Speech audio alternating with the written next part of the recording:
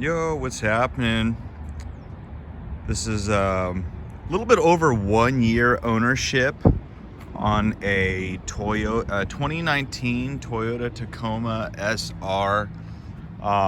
If you're not familiar with what the SR is, it's basically Toyota Tacoma's work truck version of the Tacoma. It comes without all the bullshit aesthetic things, that they put on the Tacomas, that are, useless to guys like me who favor practicality and simplicity and longevity, reliability. What sets this truck apart from the, higher trims is it doesn't come with the cheap plastic, molding right here. It doesn't, you're going to get steel work truck wheels, which is fine with me. Just some stuff like that. But yeah, I couldn't be happier with this truck. Just a little bit of background real quick. I've owned multiple Toyota trucks. I grew up in a Toyota truck family. My dad, all he drove was Toyota trucks. I remember riding in a 1993 single cab 4x4, almost the same color, had that gray stripe on the side. So I've been in these trucks my whole life, but as I grew up, my first truck was a 1993 single cab, almost the same edition. They didn't have SR back then, but it was just a very standard 5-cylinder single cab 2-wheel drive, and I love that truck. I put some all-terrain tires on that truck, and it never let me down. Going snowboarding up to the desert, to the beach, everywhere. After that, I had a 89 Camry, a 1978 Toyota single cab with like a 7-foot bed. I've had a Toyota Sienna. So I've had my fair share of Toyotas, but I've always wanted to come back to the trucks. And since I'm self-employed, I do interior repair for car dealerships. I needed something with a bed. I didn't like working out of the van where I can smell everything inside. So naturally, I went back to the Toyota work truck trim. I couldn't be happier, because when you get a work truck trim, you're actually getting the luxury trim of like a 90s Toyota pickup. For me, I favor reliability and longevity over everything. I got this truck in the summer of 2023 with 12,000 miles on it, and this is a 2019. So keep in mind, this truck was built before COVID. It was built in America because they did subsequently switch the Tacoma plant all the way to Mexico. They did used to make it in Mexico and Texas. This is a Texas-built Tacoma. They did switch the plant down to Mexico. So I have an American-made, pre-COVID built Tacoma, and I couldn't be happier. It's the 4-cylinder 2TR FE with 2-wheel drive. It's got the limited slip differential. I keep my bed full in the winter. I haven't slipped once, and that was last year. I got through winter fine. Last winter I drove all the way up this ice road where I live. It completely freezes over, and that was on the worn out stock street tires, and it did fine with the even with the limited slip. So now that I've got some all-terrains, I'm fairly confident, and I don't off-road my work truck. I'm not trying to clog my alternator with dirt and I've had a lot of experience with these trucks. As long as you maintain them and don't abuse them, they'll stay reliable.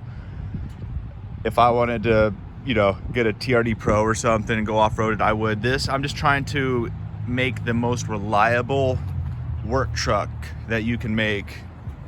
So I did some simple shit. I just put like the AVS bug guard. I wish I would have done that a little sooner, because I kind of peppered my windshield with rock chips over the first year. And the paint isn't very good on these trucks. It does chip very easily, so you're going to want to get a paint marker from your local Toyota, or little paint pen from your local Toyota dealership. You can get it matched there. And I'll go ahead and show you. This is the 6-foot bed. I cannot stand the Tacomas with the 5-foot beds, because what's the point of having a truck if it's got a 5-foot bed? You may as well just, it's a glorified SUV, you know. That's all you got at that point. So I got the Tiger roll on mine, but you see, I use every square inch of this 6-foot bed, you know, every single bit of it's being used. So I actually use mine up, and yeah, I couldn't be happier. Fantastic trucks. I prefer the simplicity, you know. I'm a skateboarder, outdoors. I want to be able to walk through a stream without a key fob, you know, braking and having to get it rekeyed, you know. Super simple, you know. It's like my 1978 single cab had these exact AC vents. It's a throwback to there. I really like that. You know, I've got just over 42,000 miles now. But super simple layout. Yeah, Glock 26, constitutional carry where I live. But I wanted to get the 2019, because in 2020 they went with the all touchscreen. I like driving at night with the screen off, and I can still just use these buttons. They're barely illuminated.